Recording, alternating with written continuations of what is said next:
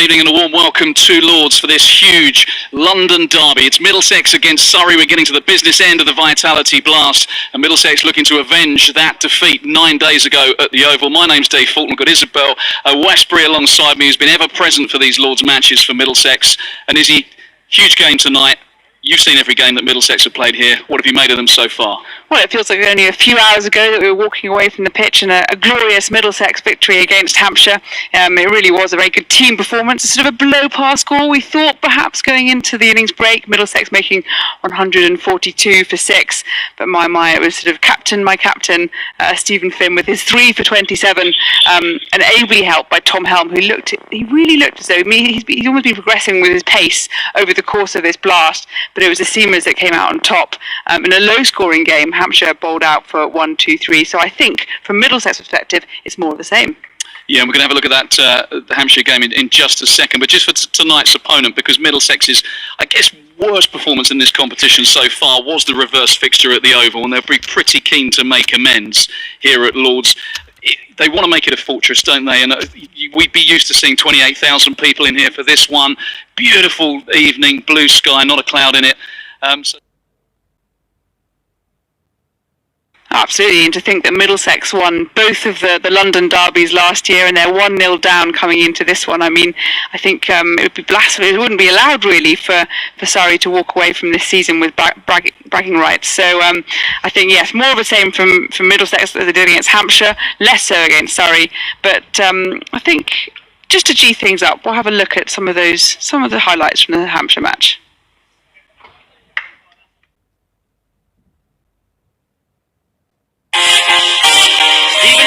Once more excelled with the ball to lead his side to a vital Vitality Blast victory over Hampshire by 20 runs at Lords.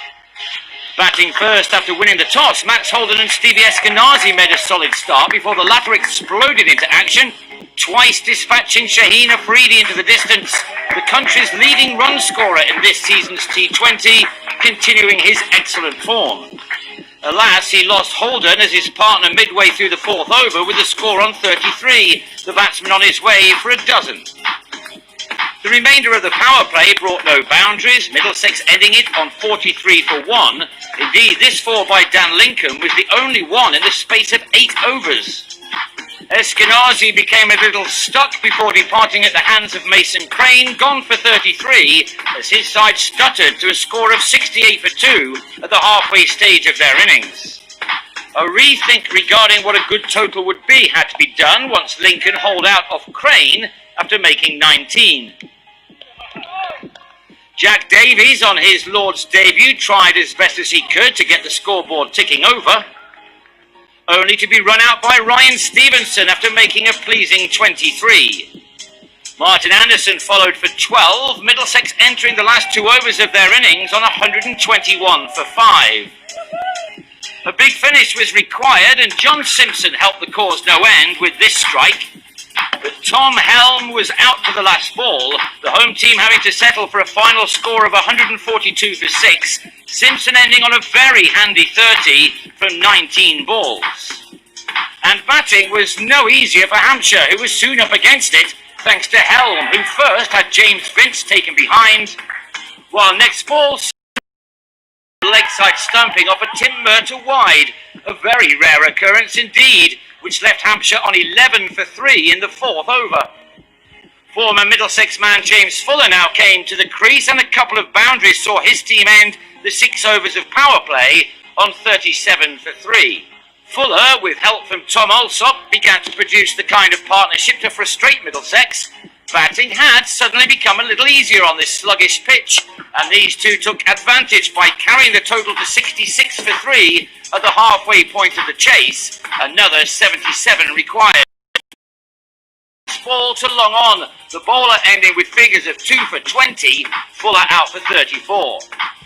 That left the visitors needing 60 from 7 overs, and also pulled Miguel Cummins over the rope to make the task that much easier. The game, though, turned Middlesex's way, courtesy of some brilliant fielding off his own bowling by Nathan Souter.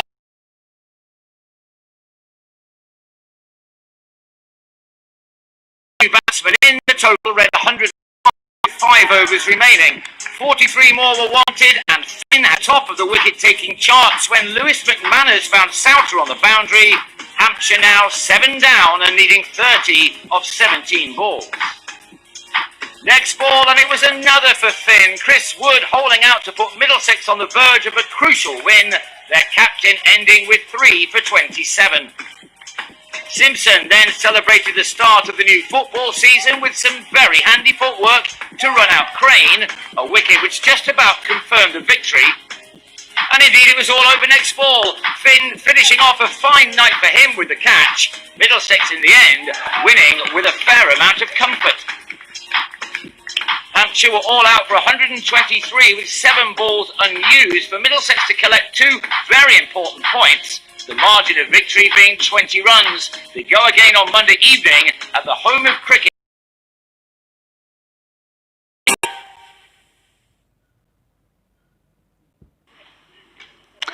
Well, then a comprehensive win over Hampshire. And we thought it was good cricket weather back on Saturday, but I tell you what, Dave, it's absolutely glorious weather this evening. And the stage is set for what I'm sure will be another glorious Middlesex victory. I think going into the last match, the Hampshire match, it was deemed that Middlesex would need to win 4 out of the 5 matches to be in with the chance of qualifying for the quarterfinals.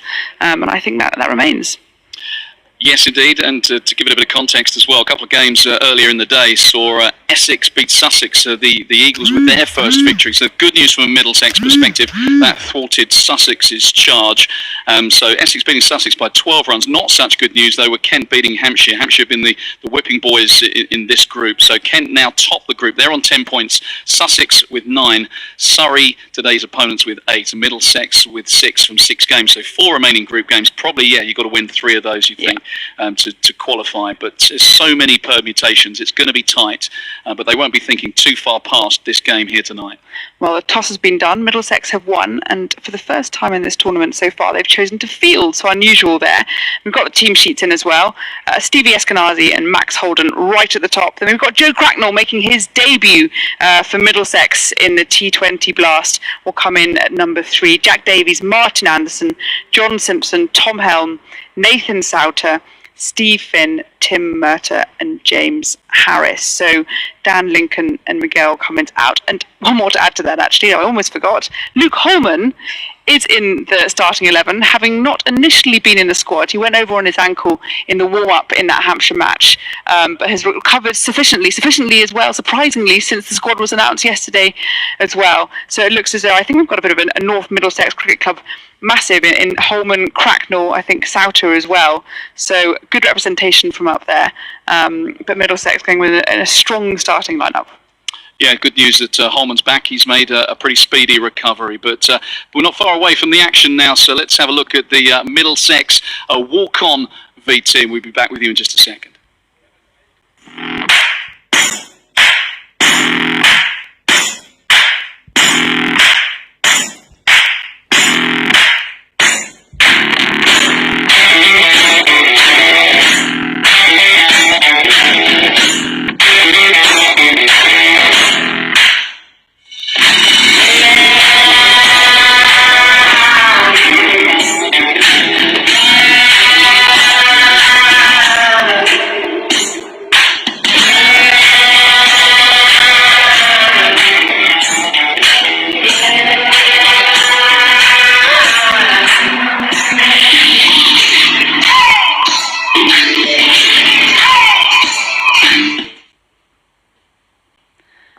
And the teams are making their way onto the Lord's outfield. Surrey batters to the crease.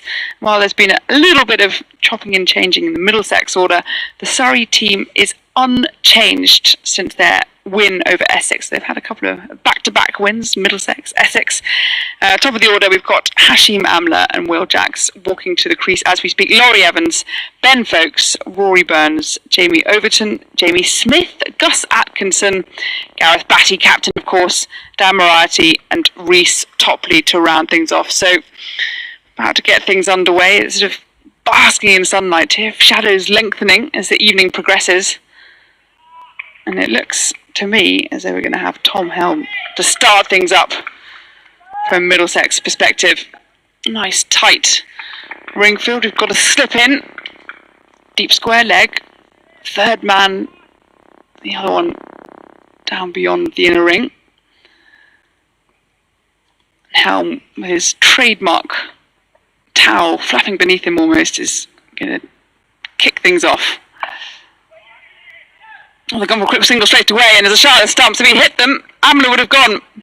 He was jogging through almost because he knew that it was all absolutely in vain. Only one stump to aim at, and he was doing it as he was falling backward there.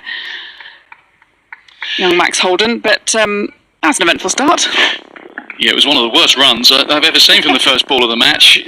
Actually, Will Jacks just kind of knocked it off the back foot straight to a diving Max Holden. Perhaps he thought he'd hit it a little bit harder than he had and that it had got past the Middlesex backward point fielder, but Hashim Amla wouldn't have been in the picture.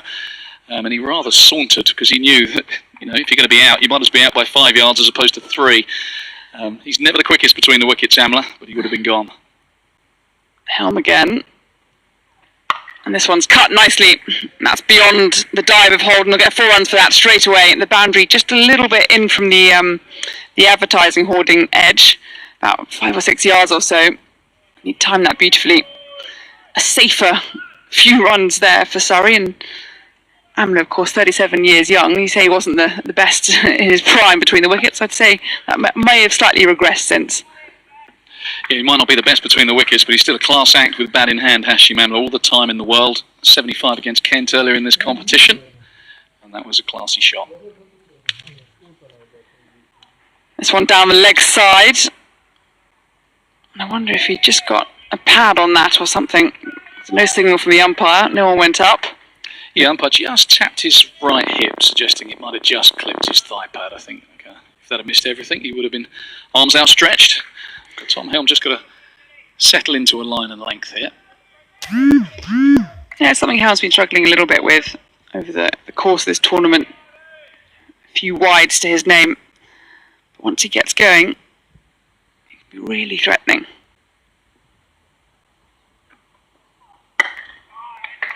That's more like it. Bring out a solid forward defence from Hashim Amla.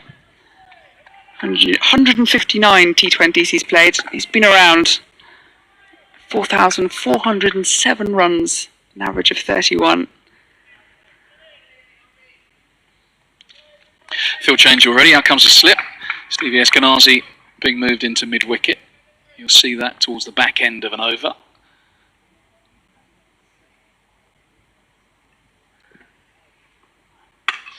Oh, it's full. A flash of the bat, outside edge, and it's beaten the man at third man. Sliding round to his right.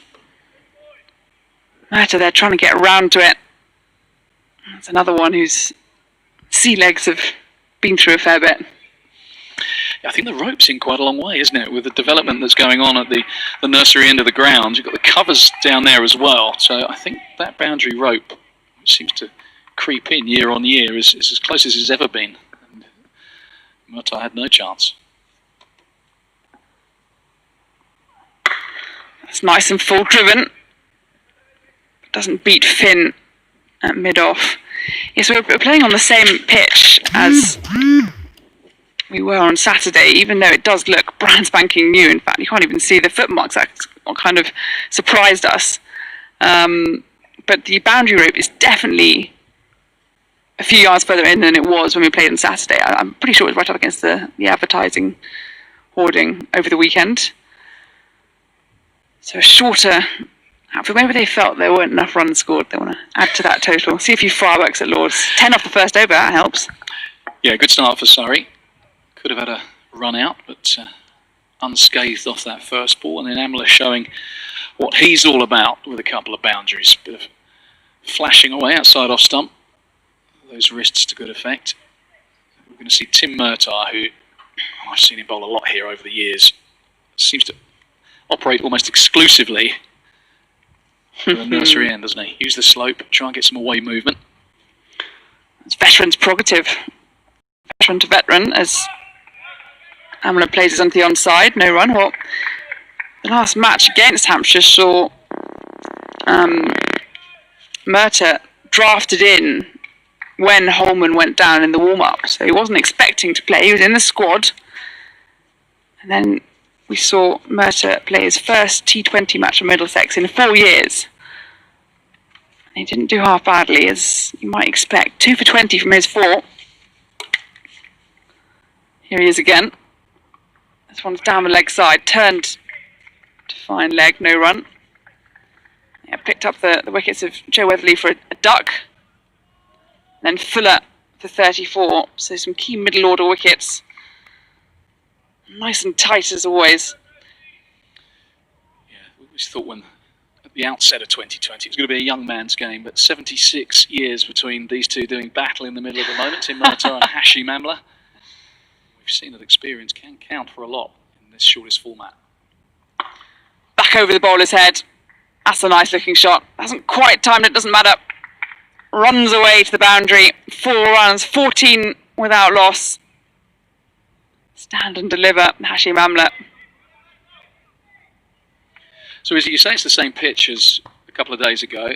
How did it behave then? And these early signs that it looks a decent track, although Middlesex only managed with 142 and defended it fairly comfortably.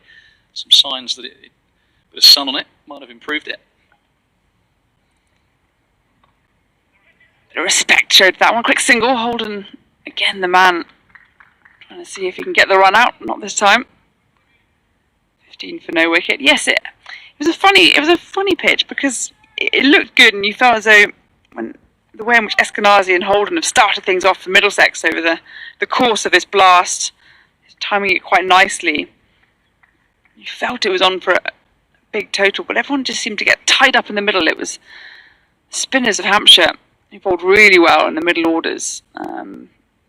Mason Crane especially, 2 for 20 from his 4. No run to Holden. And Ian Holland, a sort of just slightly slower seam bowler as well. It just seemed no one really got in. You think that the top score for Middlesex was that 30 not out off by Simpson. And for Hampshire, it was Tom Alsop at the top of the order with 43, and otherwise only one other man making double figures, that and James Fuller. So it was a stop-start wicket, sticky one, difficult to get going. But as you say, the sun's been beating down over the last couple of days. Nice from Holden again, backward point, no run. So 2 overs gone here on this glorious London evening. 15 for no wicket. Surrey, Amla even is on 14, and Jack's there on 1. Yeah, we've seen time and time again, haven't we, in the blast over the trophy matches, and then these blast games coming thick and fast. Tough to get the preparation that some surfaces need. Just looking at Surrey's economy rates for their bowlers, the top 4, Batty, Jacks, Moriarty and Borthwick, range between 5.75 runs and over and 6.66. 4 leading their economy rankings are all slow bowlers. Slow bowlers, so I think that'll be a feature tonight. This is something we haven't seen so far, is Finn entering in the power play overs. Here he is, right arm over, slightly wide of the crease. Amla there, I think, anchoring for the wide, he's got it. The umpire signals a delayed reaction, signals to the scorebox over at Father Time.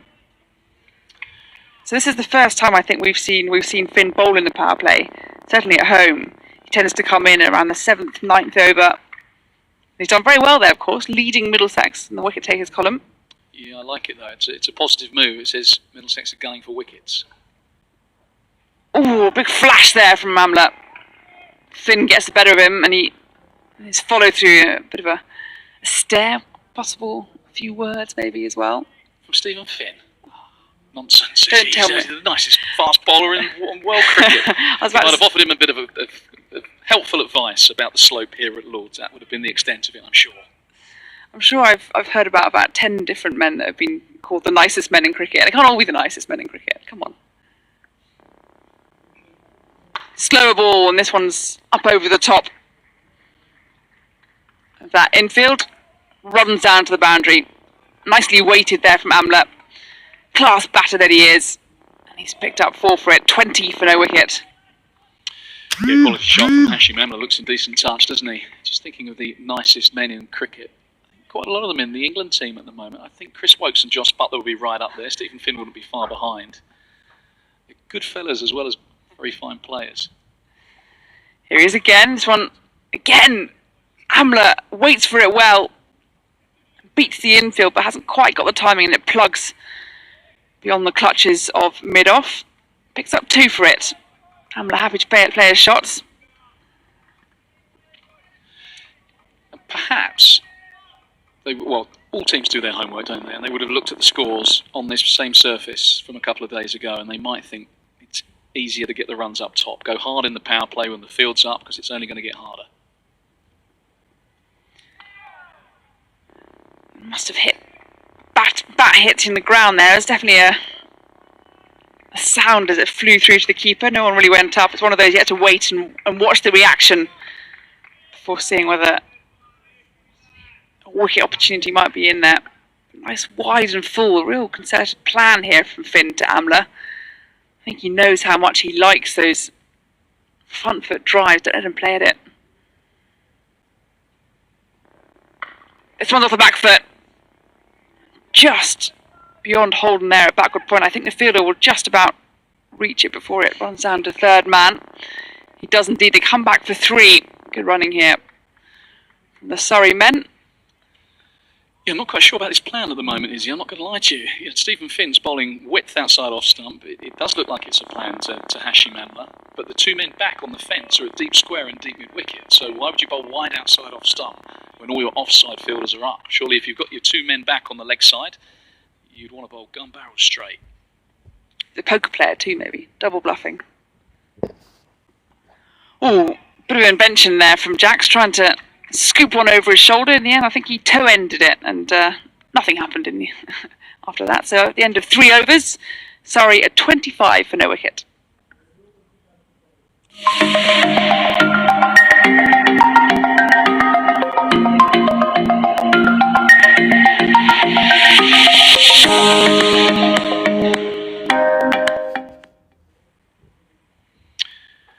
So that man on screen there, Hashim Amla, getting Surrey off to a decent start here. Will Jack's start of strike, just 1 from 4. Right. Hits it well on the bounce, just the single. Brings Jax on strike, as you say. Starved of the strike. Exciting player, Will Jacks. I haven't seen that much of him, but he's rated very highly. At Surrey, he likes to put bat to ball. He's got all the shots, all the improvisation. We saw that little scoop that he tried at the end of the last over. I'd like to see him just start with proper cricket shots. Jax pulls away and then gives himself room, and this flies into the offside. I don't know how he's managed to do that, but it's 6 over cover point. That's a glorious looking shot. They're the kind of shots I'm talking about. If you can forget the scoops, he's a strong man, he's got long levers, he's tall, he's powerful, and he just gave himself a little bit of room outside leg stump. Smoked that one over extra cover and straight into the empty stands, which has been a feature, isn't it, of this camp. Fetch the ball.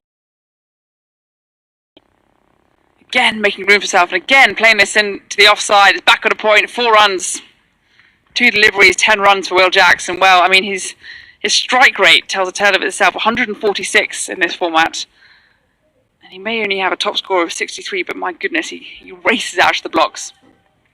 Yeah, I'm just wondering what Tim Murtaugh makes of it all. He's been drafted in for this short form. We're used to seeing him in red ball with 3 slips and a gully and bamboozling batsmen.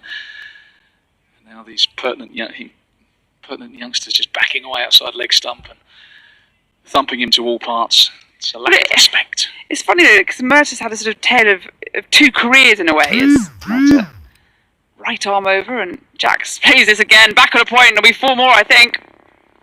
It is indeed, no fielder out there. So we've had a flurry of boundaries across these last 3 deliveries. Jax playing with freedom, invention. Last year has been with a white ball, so okay, you could argue it's just slightly different playing white ball cricket at an international sort of associate level, but he does have some skills, he has experience. We were chatting about this watching the Australia-England match. Someone like Josh Hazlewood, who you see as a sort of classical red ball bowler, who's just so good at banging in that line and length.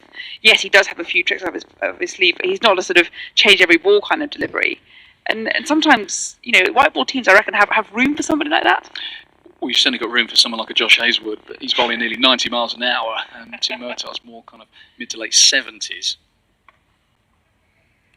Jack doesn't quite time as a sharp the non-striker then, but he makes his ground pretty easily. He's fast between the wickets as well.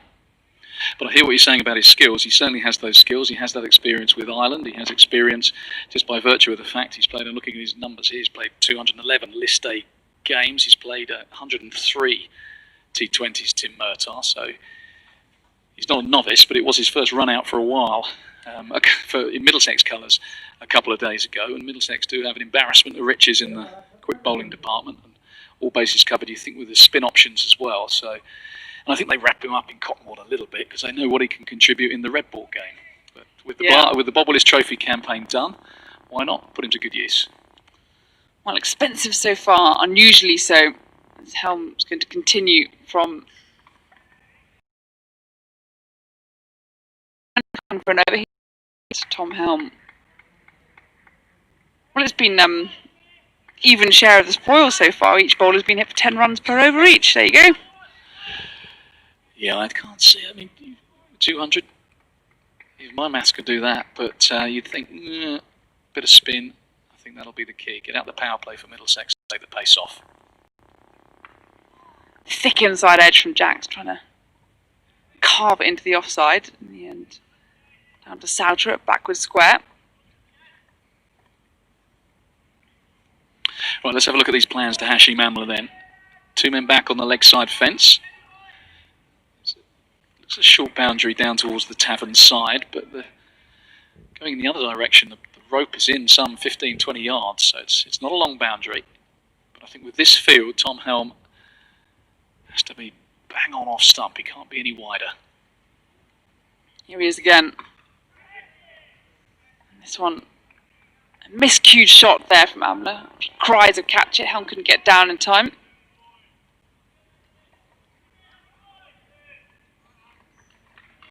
Really is a lovely, lovely evening. The flag to our left along above the grandstand, the MTC flag fluttering slightly. Nice breeze to a very sunny, hot day. Yeah, it's a sad thing, isn't it? You come to Lords, or I've done a few games from Canterbury. We've had lovely weather in the last week. Just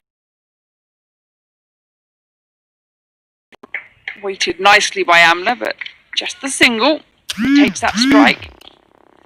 He moves to 25.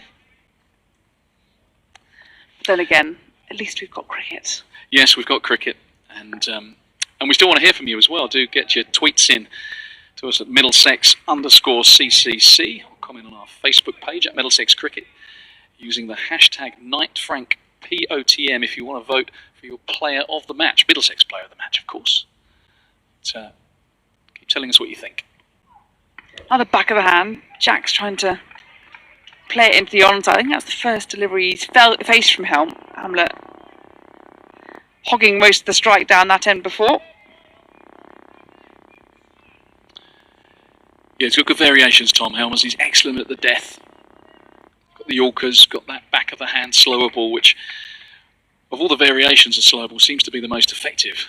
Ian Harvey, Steve Waugh back in the day, I think was one of the pioneers of it, but Ian Harvey took it to a new level. And just harder to spot than the off cutters and the leg cutters, that one that rolls out the back of the hand, and Helm bowls it nicely. Orange shoals away from us, and this one, well, he bowls it nicely, but that one, it's a little bit too short.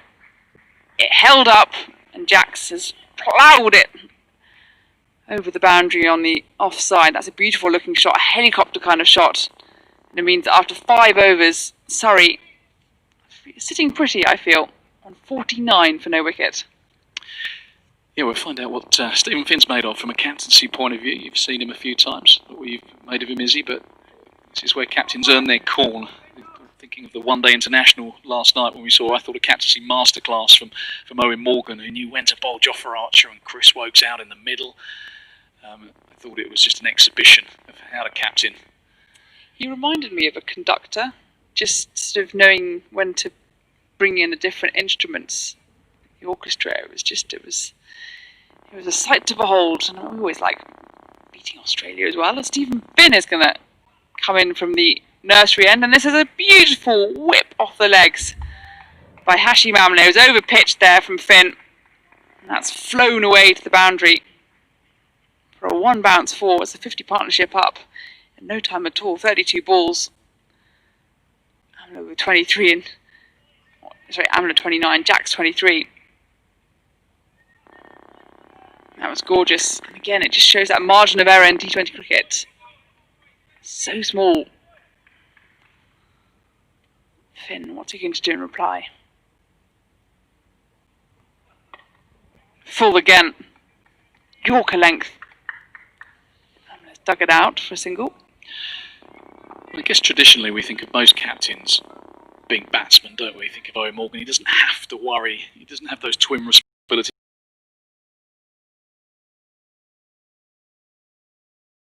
To bowl himself. He's got to set the field as well. For him to contemplate right now, because it's not going too well. Misfield by Holden there at backward point. Gift Surrey a single.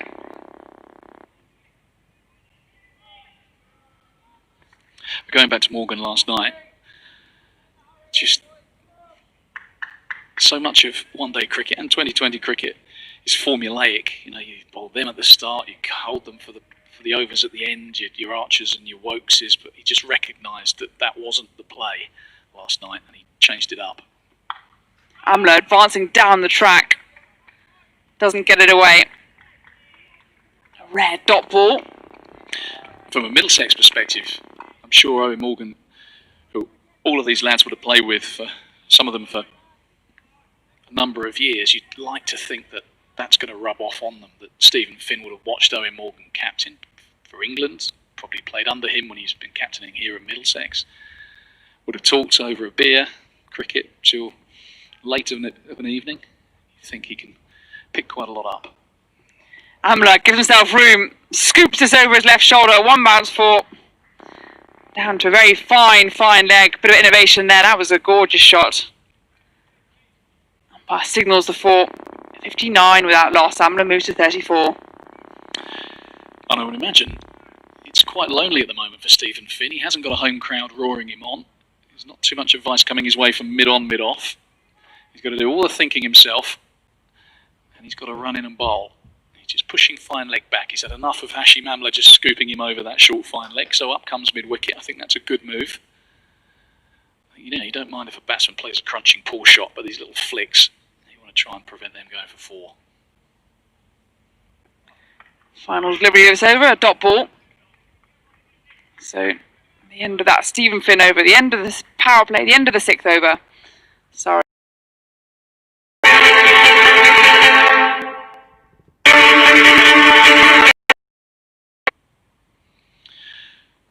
So the obligatory hand sanitizer break. Surrey sitting pretty, 59 without loss. Going nicely. Jacks is 24 from 14. Amla 34 of just 22. How is Stephen Finn going to try and stay? He's gone well in this competition. And have made twice to Surrey. Yeah, it was Mason Crane in partnership with Ian Holland in the middle orders that really slowed things up. Nathan Souter hasn't got a partner in crime in the spin department. He's had a pretty good go of it so far. Beautiful caught and bowled catch as well.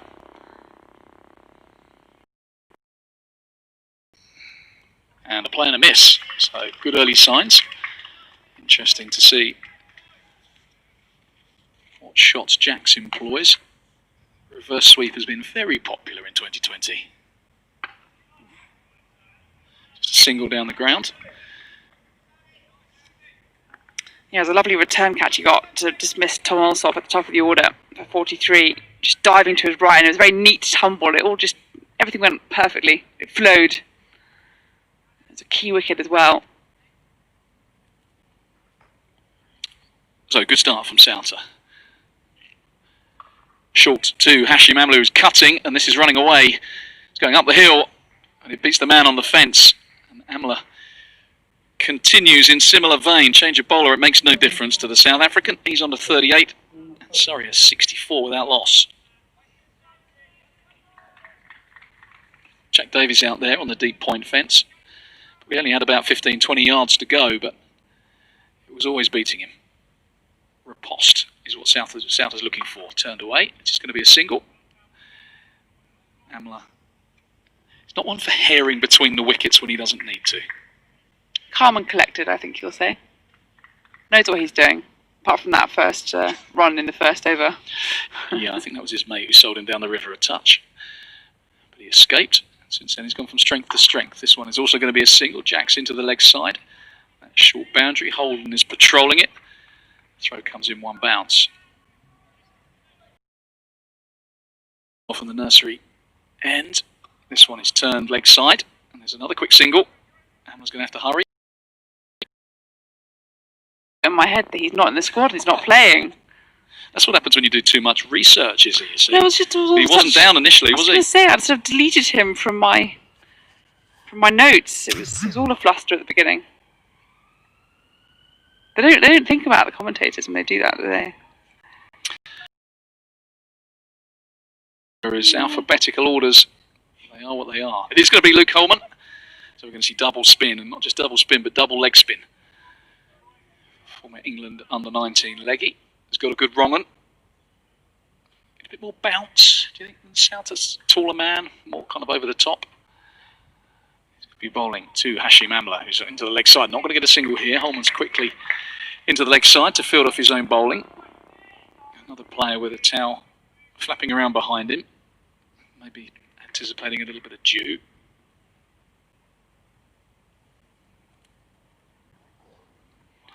Shortish, and Hamler is cutting. He's going to have to hurry. They get home comfortably. Take Tim Murtaugh on at that short third man position. He reminds me, actually, I remember watching Souter start to break into the Middlesex team a few years ago now, bowling a lot flatter, almost because of those nerves, isn't it? You just don't want to be hit. Jack's giving himself room and he's cutting. That is well fielded on a deep cover fence. And Souter... Jack Davis, is that? He's gone from deep point to deep point, I think. That's a long way across the ground. Specialist fielders. Make him run. Hamler's driving. That's a good-looking shot and well picked up. At an extra cover, and that is what Middlesex are going to need. Yeah, Eskenazi. Yep, very good.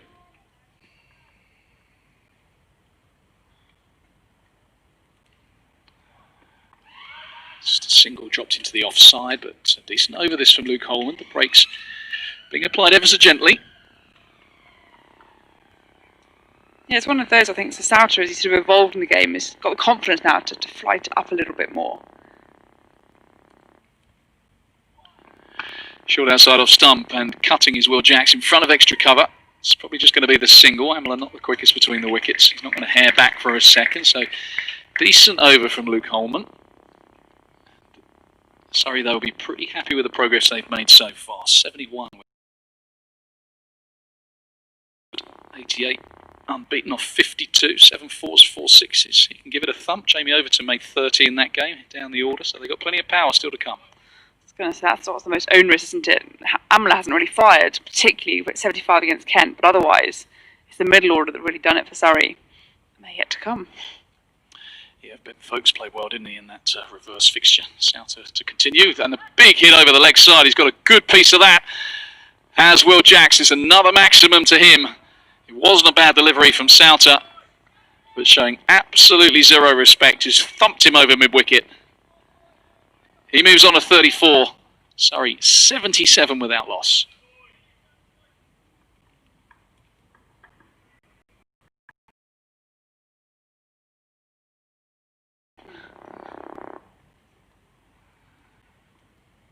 So how will that affect Souter's thinking? Jacks has got the power. That's a good delivery. Maybe a wrong one. Just cramping in for room. Come back. Not many in today. The odd photographer. It's gone again. Big slog sweep. Didn't get all of it. Jack Davis staying down there on the tavern side of the ground. He was. Grandstand. There we go.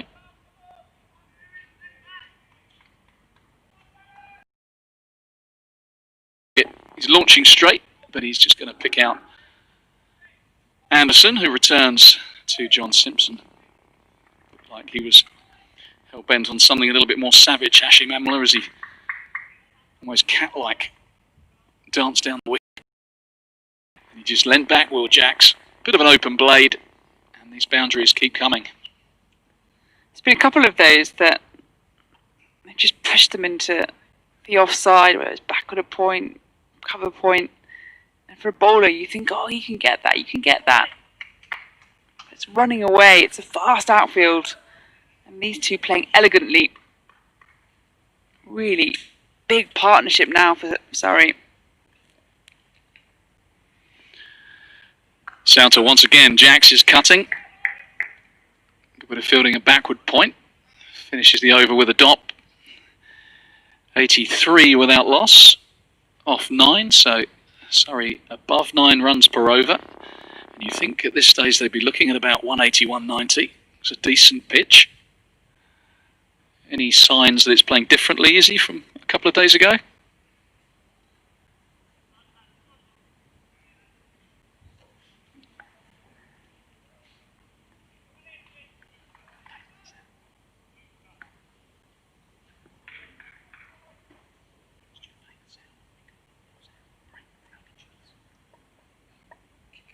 Holman then to continue.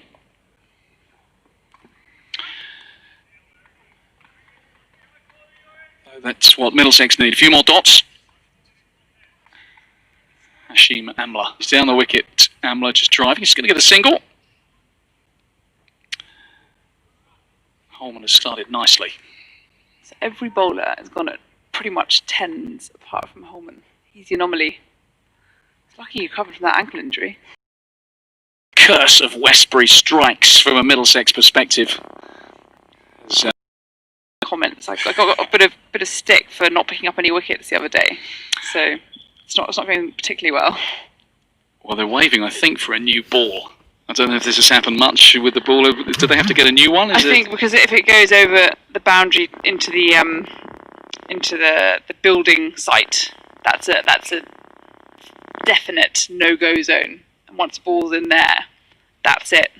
We need a new one. And I think it did, didn't it? Bounced over the. So when the ball goes in there, you just can't get it back. That's just a no-go zone. You just can't. You're not allowed at all, and it's difficult for a cricket ground that's hosting a T20 match. Yeah, we just got to have a large box of balls and give up on trying to get it to reverse, because you know as soon as it just starts to reverse, someone's going to whack you in there, and you've got to get a new ball.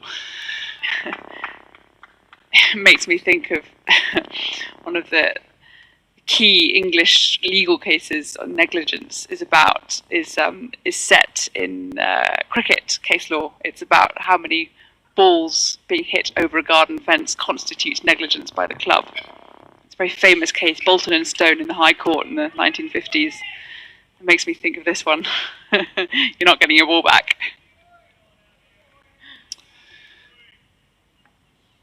Well, there we go. Middlesex fans listening to the stream, getting a little bit of case law from back in the 50s. That's what you get with Izzy Westbury on commentary.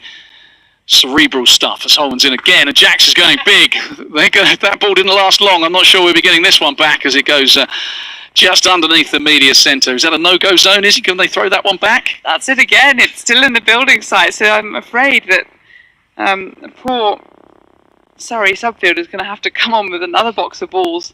They're going to run out of them at this rate. Well, this is the question, because what constitutes negligence in some sort of 50s case law? And I'm not worried about the negligence angle. I'm just worried about how many balls we've got in our boxes here at HQ. Because, I mean, there's going to come a point when we run out of balls if Will Jacks keeps doing this. He's successive sixes. Does preparation constitute having, 120 balls in the bag, just in case? Just in case everyone goes for 6. Well, I think you probably get away with 10 or 12. You probably think you've got most. It's like a golfer. I take quite a lot of golf balls in my golf bag because I know I'm bound to lose quite a few. And Will Jacks is launching 3-woods down the ground at the minute. This time he goes for the cover drive. He'll be pushing 2 here. Amla not the quickest, but he's coming back. He's going to have to hurry. Throw comes in to the bowler's end. Amla scurries back for 2. So good over this from a Surrey perspective. 6, 6 and 2. From Holman's perspective, he's catching up with the run rate. Yeah, he thinks maybe he should be going at 10s because all his mates are. He's bowling once again to Will Jacks, who that kind of top spin forehand cross court through down to mid wicket. This time it's just going to be the one. So after 9 overs, or 10 overs even, Surrey a 99 without loss.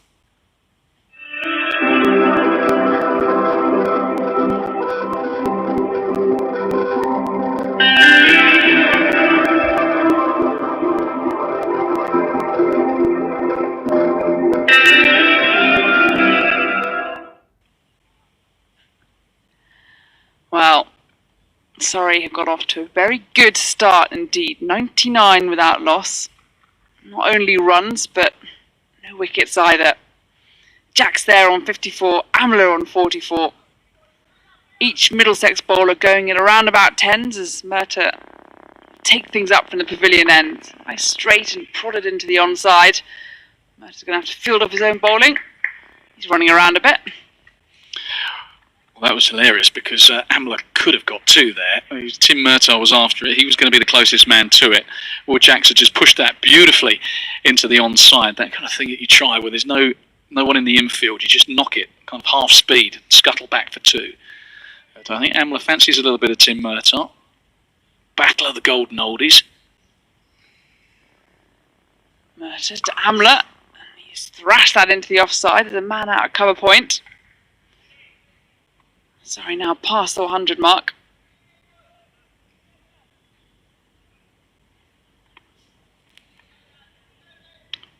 .101.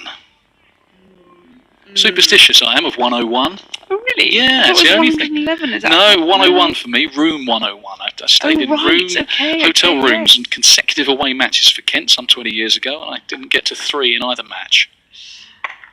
Murtagh, this is high in the air. There's a man underneath it, a long off, and he's taken it on the second attempt there. It just hung for such a long time. It was Luke Holman. He had, 3, 4, 5 seconds to watch it. And there was Will Jacks, who's careered to 55 from 29. And he almost fumbled it. We've got the first wicket for Middlesex, and it's a much-needed one. Surrey, 101 for 1. Yeah, the end of Jacks. Big wicket. Well done, Stephen Finn, reintroducing his old mate Tim Murtagh into the attack. Looking to launch him straight, as Jacks did to good effect in the last over. Holman juggled it, but was grateful to cling on. So, opening stand, 101 strikes. I told you, it was a dodgy number. Good news for Middlesex. There's plenty of batting power to come. Looks like Laurie Evans to the crease, and he's in good touch, coming off that unbeaten 88 against Essex at Chelmsford in their last match. Tim Murtagh showing all his experience, just perhaps a little bit of pace off. Getting it full, making him hit straight. Longer boundary down to the pavilion here at Lord's. Amla's on strike as they, of course, cross, and this one's thrashed back at the bowler. Murtagh stuck a hand out, but didn't have much of a chance, really, and they've come back for 2.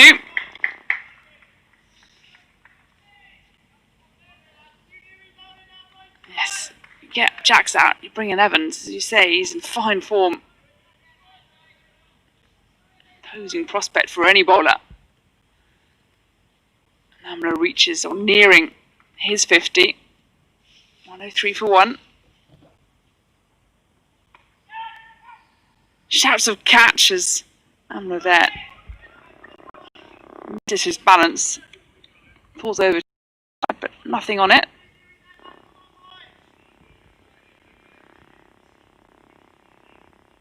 Floodlights now coming into their own as the sun just disappears behind us. Beautiful orange tinge to the sky. Still nice and warm.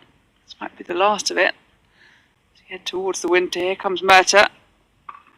It's played nicely placed between extra cover inside the ring and point out on the boundary edge. Stalls in the ground. Amla moves to 48. I think we're going to see.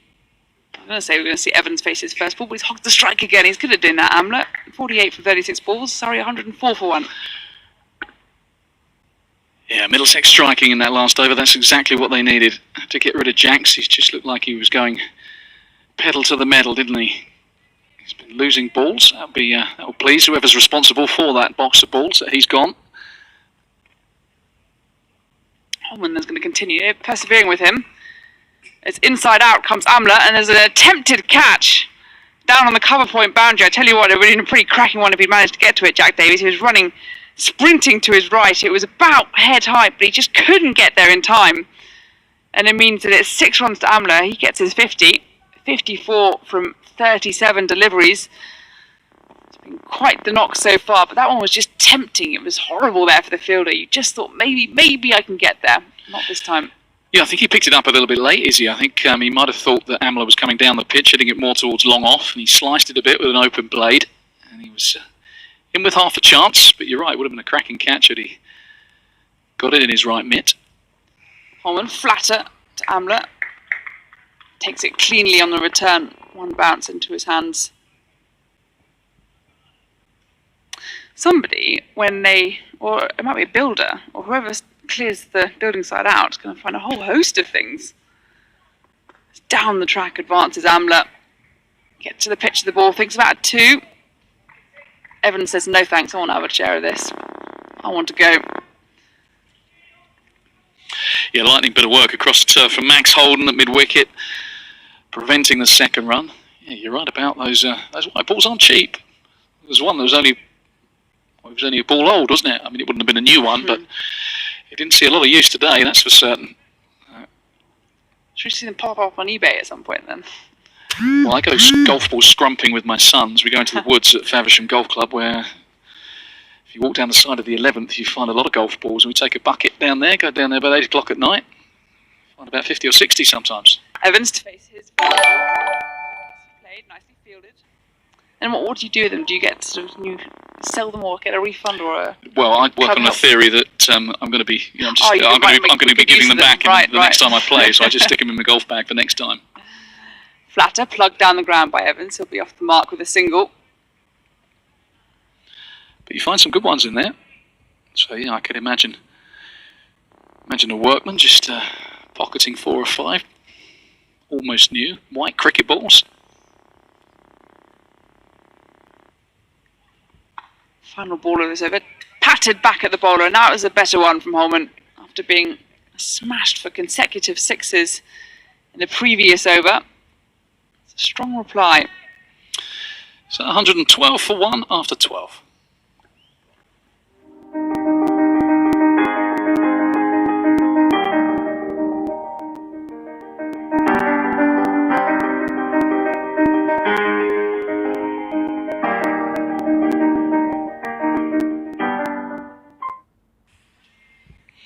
So that's Laurie Evans marking his guard. Been in good touch. A man who started his career at Surrey, went up to Warwickshire, down to Sussex. He's been all over the place, but highly thought of, especially against the white ball, and extremely dangerous. Murtaugh's going to finish his 4 overs. The misfield. Deep mid-wicket. Gives Evans 2 runs. Should have been a single. That won't help Middlesex, especially that rate that Surrey are going. Wickets in hand, they're going at almost 9.5 and over. 142 is the total that Middlesex set in that first innings here on Saturday. So far it's going to be an imposing one they'll have to chase. Nicely weighted by Evans. Another 1 to his name.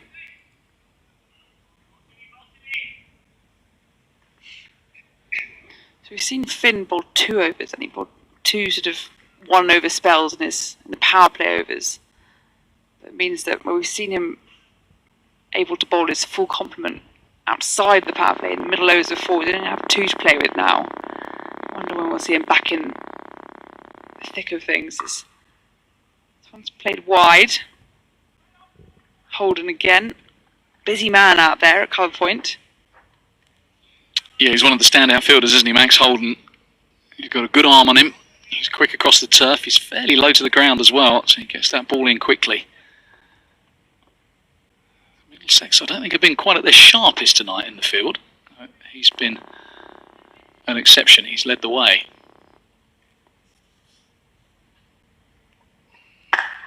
Floated, full delivery from Murtagh. No run is a course, like misfield tumble there from Eskenazi, but Murtagh pounces on it before Surrey can think of a single. Just looking at some of the teams Laurie Evans has played for. T20 franchises around the world. Dhaka Platoon, Moulton Sultans, Rachani Kings. Back over the bowler's head. One bounce, 4 into the pavilion. That's a glorious looking shot. Yeah, you could see why with shots like that. Laurie Evans, a man in demand around the world in franchise cricket. Very clean striker of a cricket ball. Perhaps hasn't played IPL or Big Bash cricket. Just the kind of tear down from that.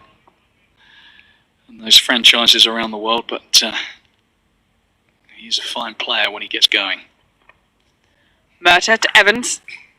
Final ball of the over. He'll retain the strike. He pushes it into the offside. And Surrey, after 13 overs, 7 overs left of this innings, setting up a very good platform indeed. They're 121 for 1. Amla has passed his 50, but Evans, a danger man, who's certainly in form. What do you do here if you're Middlesex captain? Well, he's going to turn to himself. Stephen Finn's coming back into the attack.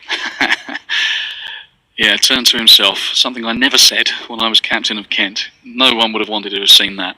Just to finish on the pedigree of Laurie Evans, leading run scorer in the Blast in 2018 for Sussex. He won with the Birmingham Bears. It might have even been Warwickshire back then in 2014.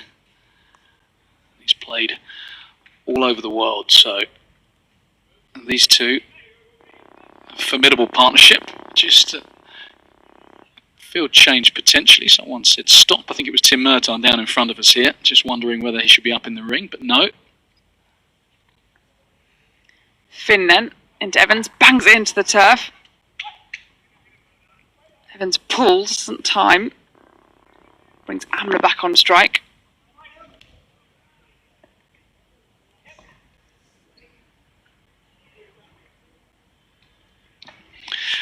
So Helm's got 2 left. He'll bowl the last 2 from one end. He's a death specialist, isn't he?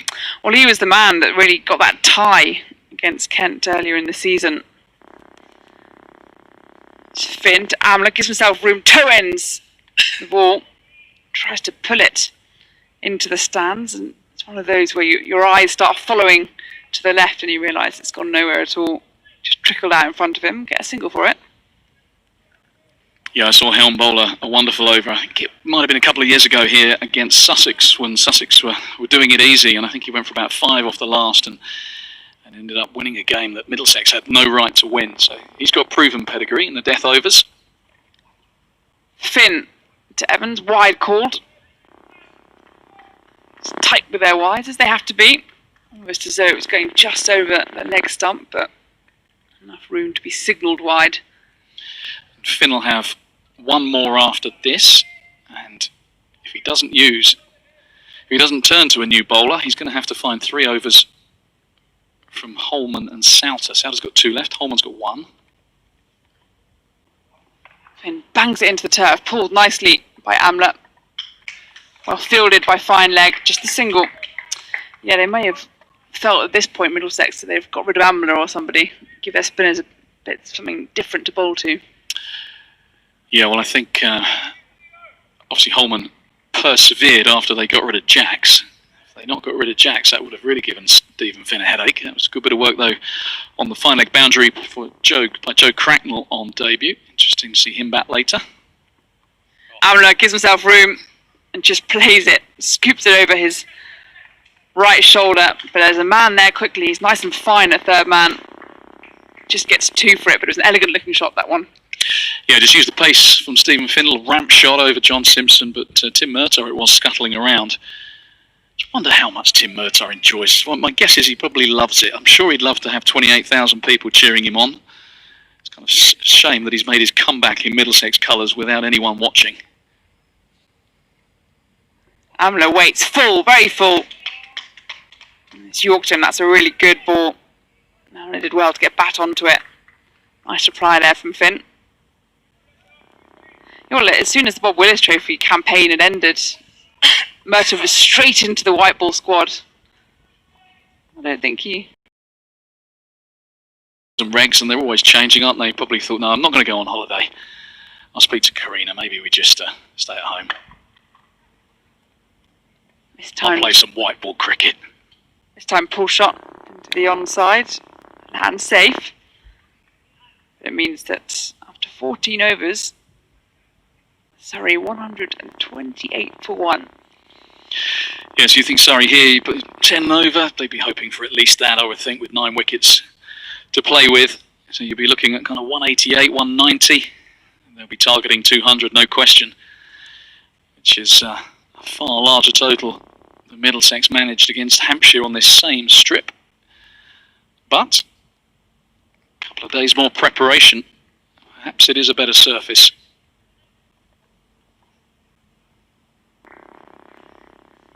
So Nathan Souter has bowled 2 overs, gone for 20 runs. He's back on. And this is launched into the onside. That's 6. Hits about 4 rows back into the stands beneath the scorer's box where old Father Time sits. It's a nice looking shot. Amler continues. He moves to 66. They really, really need to get rid of him. I mean, it goes without saying. But to have somebody with such experience, such timing, who will also know exactly when to accelerate, how to use the pace or not of different bowlers. Well, I think with 6 overs remaining, it's not a case of having to do anything other than just keep hitting 4s and 6s, really. 9 wickets to play with. Shorter. Played back at the bowler. That's a good dot there from Middlesex. And this is the beauty of having wickets in hand. With so few overs remaining, it just means you can go all guns blazing.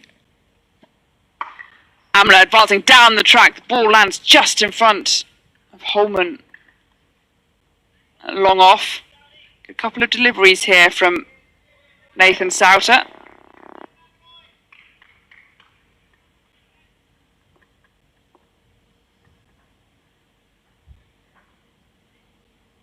Flatter, Evans gives himself room. That's all right. I won't mind that, Middlesex. 3 singles. So now the question is, what do they do with these last 2? Don't spoil it. Amler balls him. Goes for the big heave-ho. Targeting the square leg. Stayed low, carried on through. And Souter gets his first wicket of the evening. Goodness, they needed that, Middlesex. Amler goes for 67. Surrey 136 for 2. Cracking bit of bowling from Nathan Souter. Smack for 6. Over deep mid wicket, first ball, but boy has he come back well. Flatter, quicker.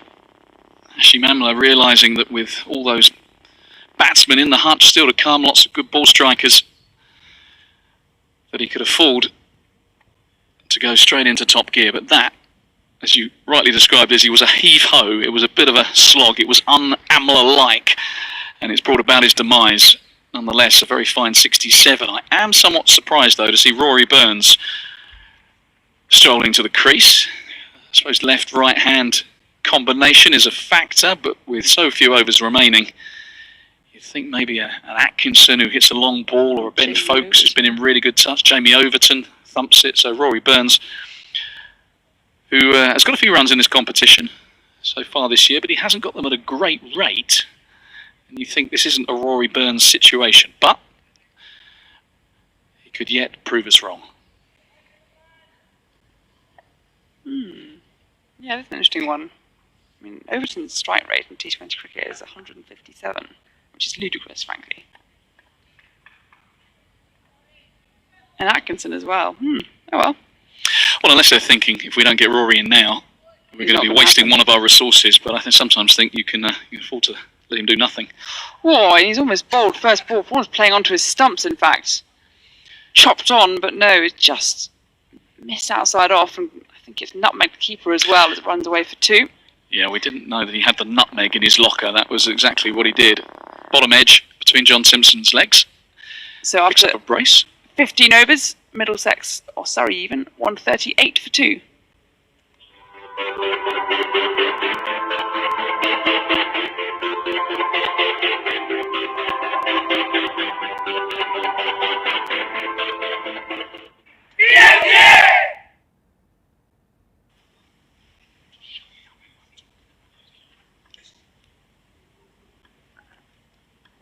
So Laurie Evans is the man in at the moment on 12.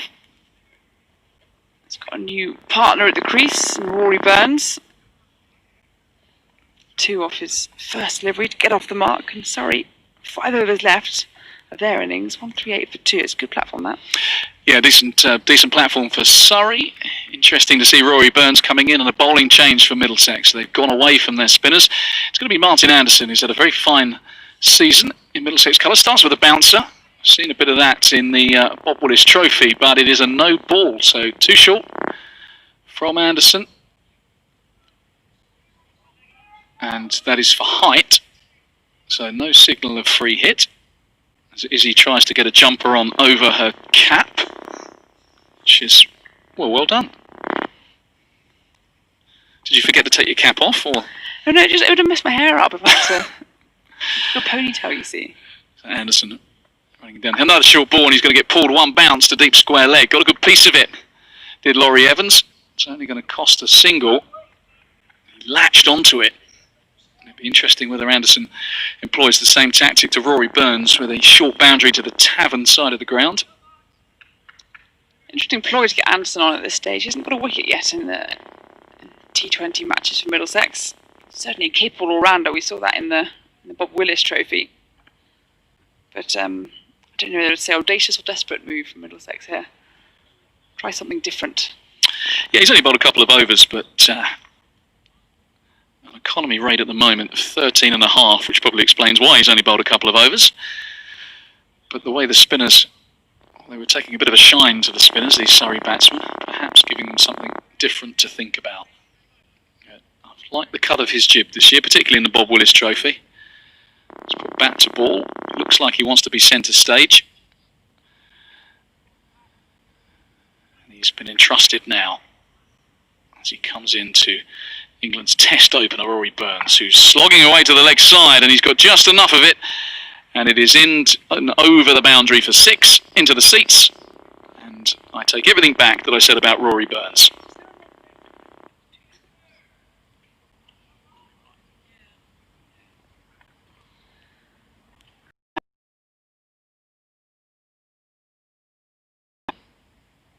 He's now going to come round the wicket to Burns.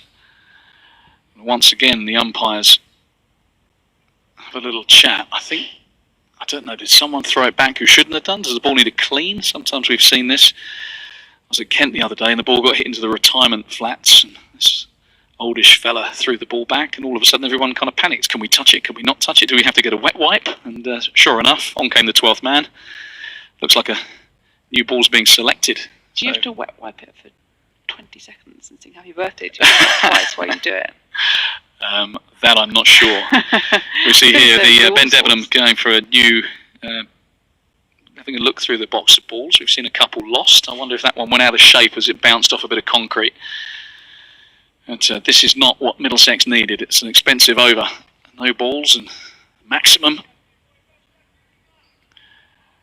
The board is still saying just the 1 ball, isn't it? So we've had 2 no balls, and the first legitimate one has gone for 6. So Martin Anderson, in truth, needs to buck his ideas up a little bit here. Talented young man, and his team need him.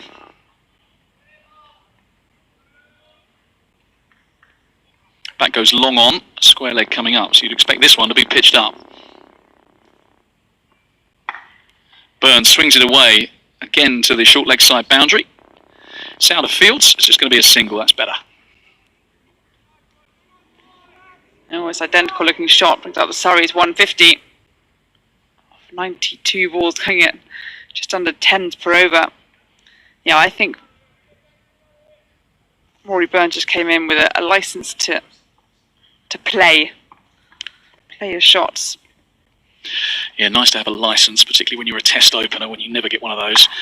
Slapped away into the leg side from Laurie Evans. They're going to scamper two. Burns is quick, and that's the other thing that they'll be thinking about. Evans and Burns together will run quickly between the wickets. But a good bit of work. I think that's Holman down there on the long-on boundary. Prevents the second run.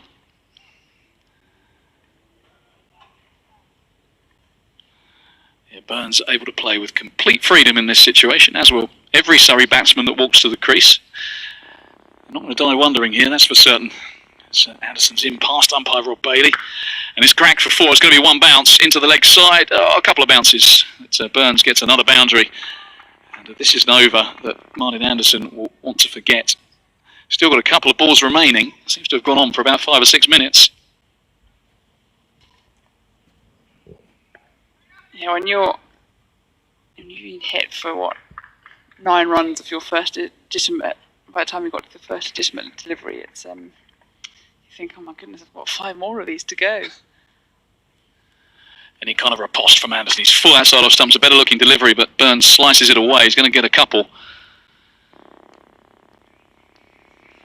Just looking at my scorecard to see how many balls remaining. I think it is just the one, and as I look down at my iPad screen, there's a message from my son. Mum says, can you get ketchup on the way home? So there you go. Got a multi-count, Izzy, how many off this over? But it's plenty. Yeah, Anderson has gone for 21 from his 6, well I say 6, 8 deliveries, but his first over. And that little experiment, that little change-up for Stephen Finn, it certainly did not do what was intended. And it means that Surrey now are in a glorious position, really. I'm afraid to say, for Middlesex fans out there, 159 for 2. 4 overs left. That 200 is very much on the horizon. Yeah, you'd think Surrey are going to be posting around the 200 mark. And well, a steep learning curve for Martin Anderson. He's had a good Bob Willis trophy. 24. We turned 24 just a week or so ago. September the 6th was his birthday. So still a young man. He's had a couple of years out with injury, hasn't he? Back problems, and he's got a lot of ability. I've really liked what I've seen from him, but he was going at 13 and a halves from his 2 overs in this campaign coming into this match, and that over will have that average and economy rate going in the wrong direction. Here's Tom Helm. Wide outside off stump. I think Ben Debenham is going to turn and out.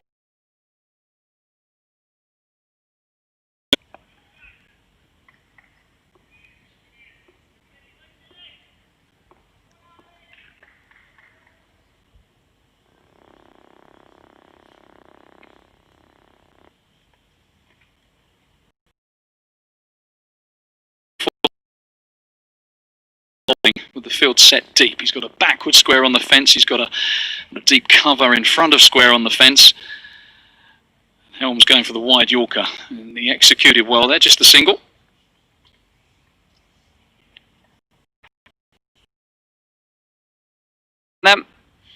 There's Finn really manoeuvring the field. It's could have been a bit of a masterstroke, Rory Burns coming in. We thought it was a strange move at the time, but he's 17 from 6. He was helped out by those no balls from Anderson in the last over, but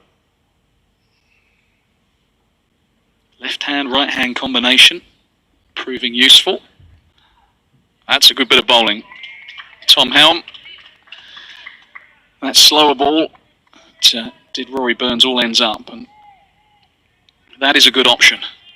Burns is a decent player, but he's made his name in red ball cricket. He probably hasn't seen too much at the back of the hand slower ball over the years.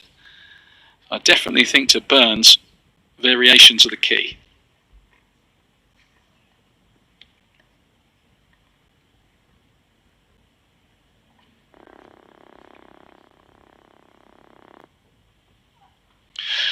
Gets across Rory Burns, and a lap for 4. Cracking bit of batting. Helm went for the quicker one. Perhaps pace off is the way forwards, but Rory Burns playing a fine hand for his side. Very quickly onto 21. Yeah, such a lovely shot. He just helping on its way, using all the pace of the bowler. You forget, of course, they look so easy, but you really need to have that timing. Yeah, not easy. Tom Helm's quick, and he got across and lapped it. I'd have, if I was a betting man, about £100 on a slower ball here. And I would have lost my money, but I probably would have been a decent shout to have heeded my advice there, because he went pace on, and yet again he went for 4. I just think to a classical opening batsman like Rory Burns, who's used to, you think what he faced last year in the Ashes, he had Cummins and Hazelwood and Stark. You know, this is a guy that likes pace on the ball. What do you give a test opening batsman? You give him the one out the back of the hand in my book. So I've now have to double my money. Easy, I've gone 500 quid on the slower ball. I feel sort of injured from a Middlesex perspective, because surely you shouldn't have a test opener doing this to you. It's playing havoc. Tom Helm about to bowl a slower ball. There it is. And he plays a misses. I tell you what, oh, it's a wide. It was a wide, but it was the right tactic. I tell you what, I should have captained. Easy. More T20 there, yeah. That's what you needed. Easy game from up here. Become a much better player and captain. I don't know about yourself, Izzy, but it's an easier game from 200 yards away. I was better captain than player. That was my issue. Yeah, a lot of people said that I was, and they didn't rate my captaincy that highly. Helms it again. Goes the pace off, and he's got drilled straight to Stephen Finn at mid-off. So pace off has worked for Tom Helm. Stephen Finn with a good catch. They needed that. Middlesex. Burns was looking dangerous. As it is, he's gone for 25 off 9. 170 for 3, Surrey. Well, it certainly worked. Threw him in for a couple of overs. Got him going. Flung everything at it. Timed pretty much everything. And it means that Burns might depart with his head bowed. But it matters not. He's got 25 of them in quick time. Sorry, 170 for 3. Who are we going to see make their way to the crease? It is indeed Jamie Overton. His strike rate, imperious, 157. He likes this format. His highest score might be only 31. They come at quite a rate. Yeah, well, Tom Helm will have to think long and hard about whether he goes the slower ball to Jamie Overton, because he can hit a massive ball. But if he learns anything from that little spell bowling at Rory Burns, it's just give an opening batsman, a classical opening batsman, take the pace off. I would be expecting a full Yorker straight at the furniture here. Sure. Over-pitched, wide outside off stump. And rather got away with that one, Tom Helm. Slapped for a single, 171 for 3. 3 overs remain. Yeah, I wondered there if Overton was taken a bit by surprise by a full toss, wide outside off stump. Hello. Just had to get a bat on it. Yeah, it's the kind of thing you dream about as a new batsman. Tom Helm bowling a full pace delivery, wide outside off stump. He got a good piece of it, Jamie Overton, but just picked out the man on the deep cover fence. So Stephen Finn, that Martin Anderson experiment, no surprise, has come to an end, which means he's got to turn to his spinner. So here's Nathan Souter. Going to be bowling to Overton. He's punching up, and Laurie Evans did his best to get in the leg spinner's way. But scurrying past him and round him was Souter, prevents the single.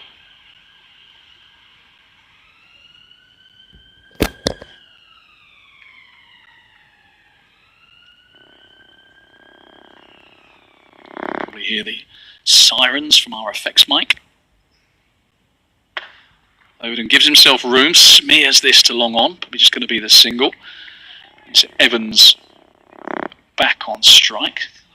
Curious innings from Laurie Evans. Hasn't seen much of the strike, going at about a run a ball, and everyone else has been going much better than that, so he'll be looking to explode in these last few overs.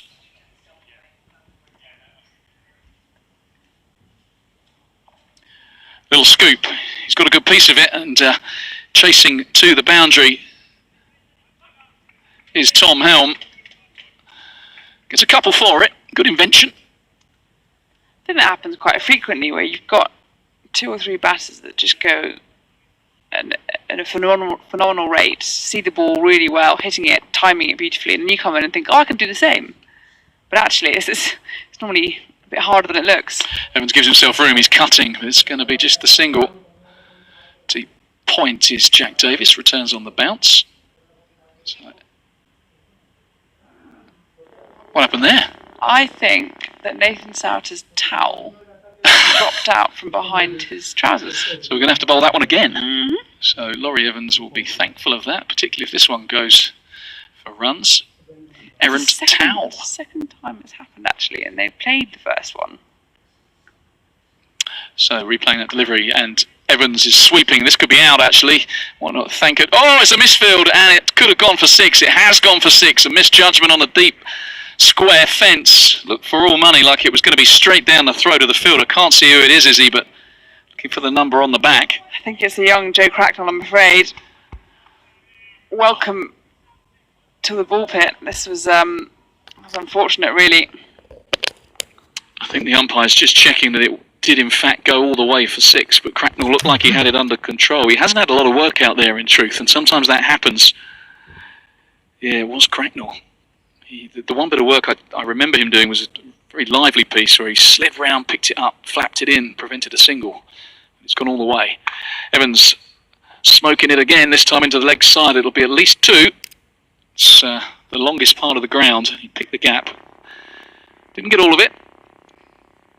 So, how expensive could that be?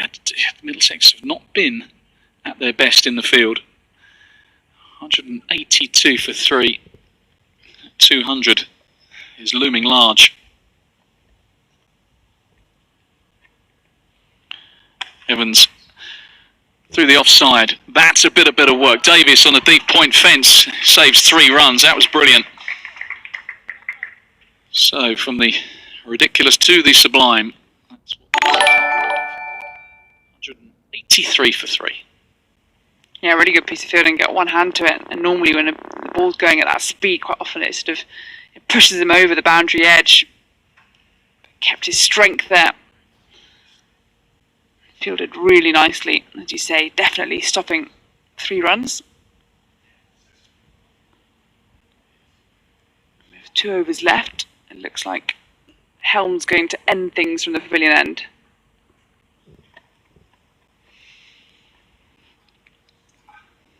Slow ball from Helm. It's been launched by Evans. It's not going to beat Martin Anderson, who pockets it safely at long on. So that ends Evans' knock. He's gone for 26. 183 for 4. Much needed wicket as Evans thumps his pad. You could probably hear that. Thumps his pad in disgust that he didn't middle that one. Yeah, second wicket for Tom Helm. And as you said earlier, Dave, it's been a sort of so-so innings from Evans. Just never really got going. I mean, he was going the whole time at more than a run a ball, 26, I think, off 18. But with the likes of Amler and Jacks in front of him, partnering for more than 100 and really launching things from the off, it almost was an anticlimax when he came in. Yeah, and you talk about batting orders and Burns coming in and Overton coming in. You've got someone like Ben Folkes who played so beautifully at the Oval and has been in really good touch. He's wandering in with a couple of overs remaining. That's 2020. As Helm bowls to Overton, and he's sliced this over the short third man, who was effectively like a deep 4th or 5th slip, but he swung so hard he got it up and over, and he's going to get a boundary. That is bad luck from a Middlesex perspective.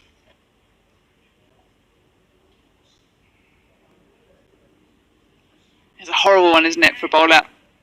It was tight, it was back of a length, it was a really good looking ball. Huge outside edge, big waft of the bat, and that's the way it goes. That's T20 for you. Yeah, it was a good bit of bowling. It was full, it was wide. That's what he's got his field set for. This is the slower ball. Overton, an ugly poor shot into the leg side. Folkes is quick, but he's not going to risk coming back for a second. And that was a good decision because Souter's throw was a bullet right over the top of the bowler's stumps. Overton's a very emotional cricketer. He's so angry at himself for mistiming that delivery. He's still throwing his head up in anger at the heavens. It's not the end of the world. Folks, who's been in decent touch. It's a piece of this, but this could be out. Is he going to drop safe? Whoa, I didn't want it. Deep cover coming in. Who was that? Was that Holden? Yeah, Max Holden. Just took the decision to let it go one bounce. I think if he'd have kept running at it, he might have got it on the full. But sometimes, at this stage of an innings, it's kind of damage limitation. Let it go one bounce. Folks got back for two. I reckon if he'd flung himself at it, he might have got there. It's one of those where you've got to make that split-second decision as you're running at full pelt. I think you may have been right there. Down the leg side, this is going to be a wide, and it's a missed field from John Simpson. Might go all the way. So once again, Middlesex a little bit sloppy in the field, and that is going to go for 4 wides. I think in fairness to John Simpson, Tom Helm, when he bowls that one out the back of the hand, it can turn sometimes. Yeah. It looked like it might have turned on the second bounce. I was going to say, and bouncing just in front of him, it's a horrible one to have to pick up. Now we're commentating from one of the sort of top of the pavilion on the right-hand side, and there's another sort of tower to our left. Good looking shot, this one from Folks, thinking about the throw, but he held on to it. Stephen Finn decided not to chance his arm. I think had he thrown and hit, Folks might have struggled, but opting just to save the runs. We're still on the right turret, but on the left turret is the director of cricket here, Angus Fraser. He's sitting in his familiar position, and I tell you what, he's somebody that you know what's going on when you look at him. Yes, what is his body language telling you? Back to that in just a second as Helm comes in. He's driving again. Is Jamie Overton. Stephen Finn's getting through some work at extra cover. What is the director of cricket's body language saying, is he? I think things could be better, to put it mildly. One over left, sorry, 197 before. We were talking about that 200. It's going to be one hell of a chase. Yeah, of course, we saw Middlesex make 209, didn't we, against Kent? And that probably shouldn't have been enough. Kent somehow contrived to get a tie when they looked like they were cruising to victory.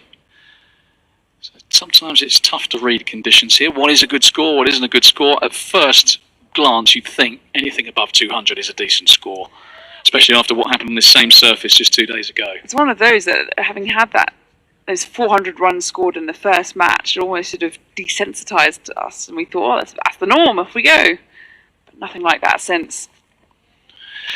Here's Finn, this has gone straight up in the air. It's going to take some catching. In fact, it might well land safe. In, coming in, this will be a hell of a catch. What a valiant effort that is. We said that Max Holden didn't go for the last one. Well, that was Nathan Souter, who was charging in there, absolutely at top speed, flung himself at it. Out pops the towel. And Jamie Overton, well, he got back for 2. The ball went probably about 25 yards in terms of distance away from the stumps and about 75 yards upwards. Stuart Law finding that fairly amusing. Bouncer, and nothing is going Middlesex's way at the moment. Hook stroke from Overton, top edge, and John Simpson flung himself up at it, couldn't get a mid on it, and it goes for yet another boundary. Well, brings up Surrey's 200 as well, 203 in the 20th over. That is an imperious total. It'll take some catching. Well, we might be in for the chase of the season. What do you know?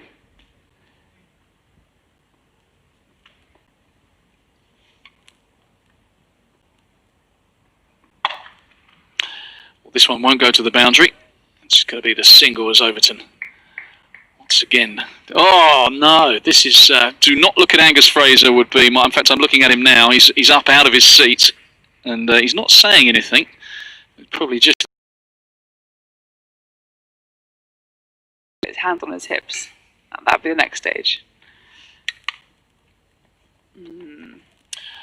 So just 3 balls remaining, and these Middlesex fielders can get out of the firing line. It's going to be big. That's not going to help Angus Fraser's mood. That is huge. Huge from Overton. That might be looking for another ball in the old box. Yep, the umpires are heading to the pavilion once again. New balls, please. That is into the grandstand. Well, that's the biggest hit I've seen for some while. Tying the socks off that one. Doesn't look as though there was much effort either, but Overton's powerful figure. We get it in the right area. Bang! Long levers, everything behind it. Yeah, using a bit of the pace, wasn't he, of Finn as well? It was a quick delivery, but he just swiveled on it. I'm not sure he's got the best bat either. It's not making the best of noises, but it went many a mile. What has Finn got as an answer? 4. See, they made that funny noise again, and this is still going to go for 6. Stephen Finn, head in hands. It's Jamie Overton once again coming to the party. Did it at Chelmsford with a quick 5.30. He's on 28 off 11. Back-to-back 6s. Well, 20 already from this over, and still another ball to come. It's not even as though Middlesex will leave the field with any momentum. It's difficult to watch. Overton, well, you talked about his bat. I think he's decided that he needs a new one. Yeah, I mean, it's a strange time to go and get a new bat, isn't it, with one ball remaining, especially when you just hit 2 6s from the previous 2 deliveries. 2 6s with a broken bat. What's he going to do with a new one?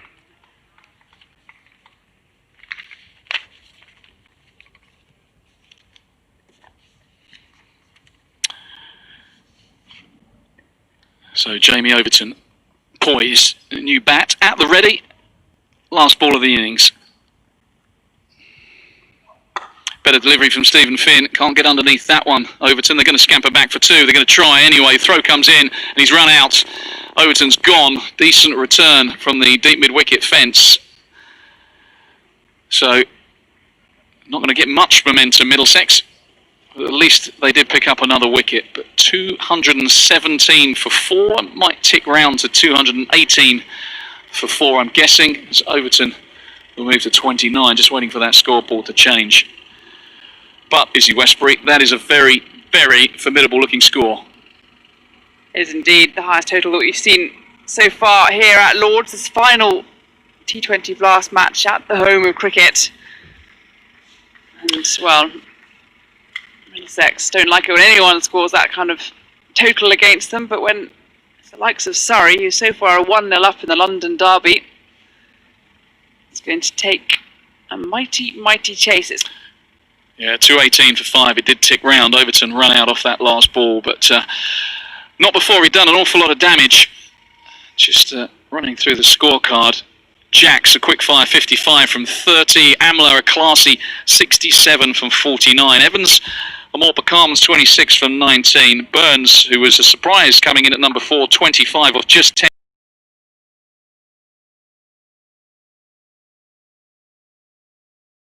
$218 for 5. 29 in the end he made. And looking at those bowling figures, Izzy, well, they were all expensive. The only 2 men under 10 runs per over, the experience of Tim Murtagh, 8.75, and Luke Holman, 9.33. Yeah, it was at the stage about 5 overs in when it looked as though Middlesex was sharing it around, going at 10 overs each, and Stephen Finn really trying to chop and change a little bit. We saw him for the first time